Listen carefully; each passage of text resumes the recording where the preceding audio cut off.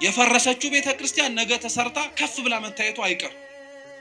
የናቋት ቤተክርስቲያን ተመልሰው ተንበርከከው ይቅርታ እንደሚጠይቋት አይቀርም። ምንም ጥርጥር የለም። ይሄው ክርስቶስ አሳይቶናል።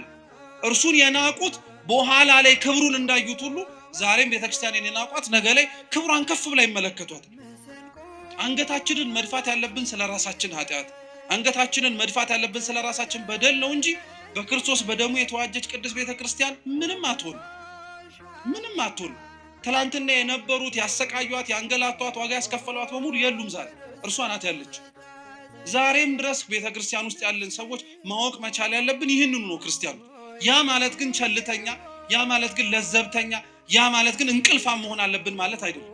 መጸለይ አለብን፣ መበርታት አለብን፣ መጠንከር መቻል አለብን።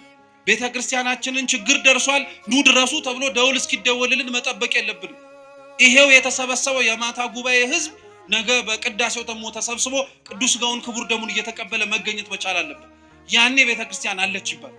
ያኔ ቤተክርስቲያን እየሰራች ነው እየተገኘችም ነው ይባላል። ስለዚህ የተናቀችው ቤተክርስቲያን ሁሌም ተንቃ አትቀርም።